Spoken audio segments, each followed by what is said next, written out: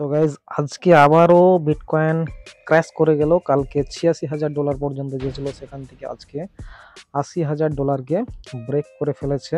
এবং যেমনটা বলেছিলাম যে বিটকয়েনের যে সিএমই গ্যাপ যেটা তৈরি হয়েছিল, ঠিক আছে, মোটামুটি আজ 107-8 দিন আগে যে গ্যাপটা তৈরি হয়েছিল, আপনারা দেখতে পাচ্ছেন এই যে গ্যাপ, সেই গ্যাপটাকে কিন্তু ফিল আপ করতে আসছে এবং হাফ ফিল আপ কিন্তু হয়ে গেছে, আপনারা ধরতে পারেন।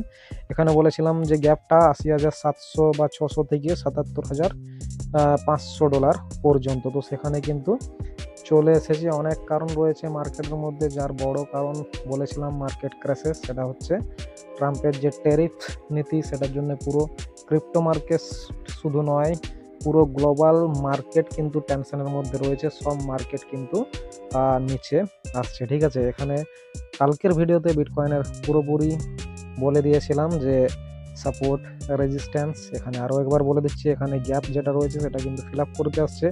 এখানে 200 দিনের মুভিং অ্যাভারেজ রয়েছে, সেটা রয়েছে $76,500 কাছাকাছি। নেক্সট আমরা যে সাপোর্ট টেনেছিলাম যেটা হচ্ছে ভাইটাল সাপোর্ট, সেটা রয়েছে $73,000 কাছাকাছিতে, ঠিক আছে। তো এই হচ্ছে বিটকয়েনের কেস আজকে। মাইকেল সেলার তার টুইটার হ্যান্ডেলের মধ্যে লিখেছেন যে দরকার হয়তো কিডনি বেচে দিন, তাও কিন্তু বিটকয়েনকে হোল্ড করুন, ঠিক আছে। তো এরকমভাবে কিন্তু কেস চলছে মার্কেটের মধ্যে। তো এক্ষেত্রে একটু মানে রিলিফের ব্যাপার আমরা বলতে পারি। বিটকয়েন এত ক্রেশ করছে, কিন্তু অল্ট কয়েন কিন্তু আর তেমন মানে যেরকমভাবে ক্র্যাশ আগে করতো, বিটকয়েন 3% 4% ডাউন গেলে অল্ট কয়েন 15-20% চলে যেত, সেই রকমটা কিন্তু আজ কালকের ডাম্পের থেকে দেখা যাচ্ছে না, ঠিক আছে। তো এখানে আশা করা যাচ্ছে এই যে বিটকয়েনের যে গ্যাপ, এটা ফিল করার পর কিন্তু আবার উপরে যাওয়ার কথা, যেটা কিন্তু র্যালি স্টার্ট হয়েছিল কখন না, যখন ট্রাম্প মানে প্রি ইলেকশন টাইমের পরে যেটা শুরু হয়েছিল, সেই জায়গাতে আবার কিন্তু মার্কেট আমাদের চলে এসেছে, ঠিক আছে। এখানে ইথিরিয়ামের মধ্যে আমরা একটা বড় রকমের কেস দেখতে পাচ্ছি, সেটা আপনাদের সাথে চলুন শেয়ার করে নিই। তো ইথিরিয়ামের মধ্যে যে বড় কেসটা আমরা দেখতে পাচ্ছি, সেটা হচ্ছে ইথিরিয়ামের মধ্যে ডেথ ক্রস হয়ে গেছে। গাইস, ডেথ ক্রস কি সে সম্পর্কে অনেক আগে অনেকবার বলে দিয়েছি, তাও একবার বলে দিচ্ছি। ডেথ ক্রস হচ্ছে ডেইলি চার্টে যখন 50 ডেজ মুভিং অ্যাভারেজকে 200 দিনের মুভিং অ্যাভারেজ ক্রস করে উপরে চলে যায়। এখানে দেখতে পাচ্ছেন আমাদের যে ব্লু লাইনটা, এটা হচ্ছে 50 ডেজ মুভিং অ্যাভারেজ, ঠিক আছে। আর এখানে দেখতে পাচ্ছেন যে গ্রে গ্রে লাইনটা, ঠিক আছে, এটা হচ্ছে মোটামুটি 200 দিনের মুভিং অ্যাভারেজ। তো দেখুন এই 200 দিনের মুভিং অ্যাভারেজটা 50 দিনের মুভিং অ্যাভারেজকে কেটে পরে উপরে চলে যাচ্ছে। তো এই জিনিসটা যখন হয় তখন সেটাকে ডেথ ক্রস বলে। তো ডেথ ক্রসের দরুন আমাদের যে বিটকয়েন ইথিরিয়াম, সেটা কিন্তু অনেকটা নিচে চলে এসেছে। এবারে ইথিরিয়ামকে আরও নিচে আসবে। এখানে যদি আমরা প্রিভিয়াস ডেথ ক্রসগুলো দেখি, যতবার ডেথ ক্রস হয়েছে, ঠিক আছে, তো সেখানে আমরা দেখেছি যে মোটামুটি যখনই ডেথ ক্রস হয়েছে, তখনই বিটকয়েন ইথিরিয়াম মোটামুটি 30% মানে গড়ে ধরতে পারি 30% কিন্তু ক্র্যাশ হয়েছে, ঠিক আছে, 30% বা তার একটু বেশি। তো এখানে যদি আমরা দেখি, তো এখান থেকেও আমরা দেখতে পাবো যে ইথিরিয়াম এখানে যদি এখান থেকে ধরি, তাহলে মোটামুটি মোটামুটি 26-27% কিন্তু ক্র্যাশ অলরেডি হয়ে গেছে, ঠিক আছে।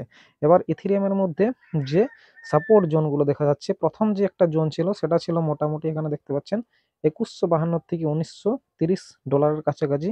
তো এই প্রথম জোনটার মধ্যেই কিন্তু রয়েছে আমাদের ইথিরিয়াম, এবং এই জোনটার থেকে কিন্তু ব্যাকআপ করার কথা, যদি না এখান থেকে উঠে উপরে, তাহলে কিন্তু নিচে আসবে। এবং সেকেন্ড জোন আমাদের যেটা থাকবে সেটা হচ্ছে $1700 থেকে মোটামুটি $1500 কাছাকাছি ইথিরিয়াম কিন্তু আসতে পারে, এবং তারপরে কিন্তু ব্যাক হতে পারে এখান থেকে। চলুন এবারে আমরা দেখে নেব পজের যে নিউজ সেই সম্পর্কে। তো এখানে পজ যে এয়ার ড্রপ, সেটা কিন্তু অনেকেই করেছিলেন, ঠিক আছে, আমিও কিন্তু শেয়ার করেছিলাম। তো অনেকেরই মোটামুটি পয়েন্ট রয়েছে, ঠিক আছে। এখানে পজ কমিউনিটি বা ওই টাইপের যারা রয়েছে, তাদের থেকে একটা জিনিস এখানে বলা হচ্ছে যে একটা ডেট দেওয়া হচ্ছে যে এই তারিখে কিন্তু আমাদের কি হবে,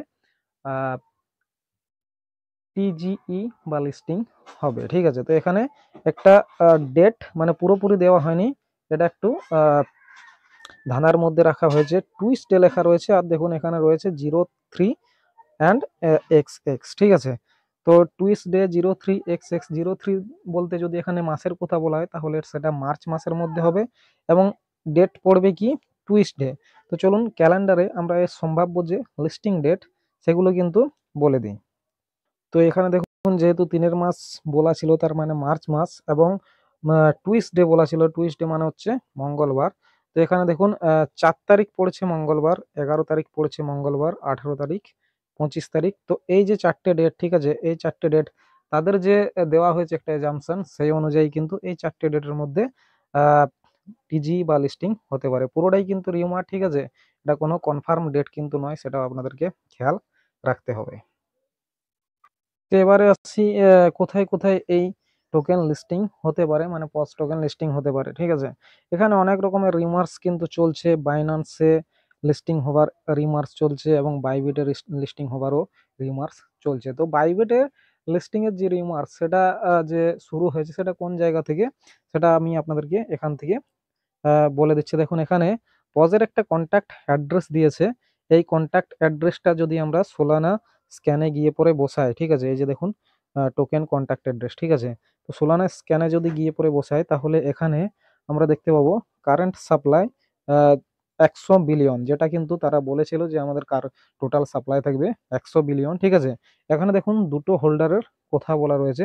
এবার আমরা যদি যাই এখানে, তো এখানে আমরা দেখতে পাবো, দেখুন এখানে 3 দিন আগে মিন্ট, মিন্ট মানে হচ্ছে টোকেনটাকে মিন্ট করা হয়েছে। ঠিক আছে, মিন্ট দেখুন এখানে কত আছে, মোটামুটি 100 বিলিয়ন। ঠিক আছে, এবং তারপরে দেখুন এখানে আরেকটা অ্যাড্রেস রয়েছে, এবং উপরের অ্যাড্রেসটা যদি যাই তো এখানে কিন্তু দেখতে পাচ্ছেন 1.5 বিলিয়নের কাছাকাছি কিন্তু টোকেন ট্রান্সফার করা হয়েছে। ঠিক আছে, এবং এখানে যদি আমরা ক্লিক করি তাহলে পুরো বিষয়টা আমাদের কাছে ক্লিয়ার হবে যে বাইবিটের যে রিমার্স সেটা এসেছে কোথা থেকে।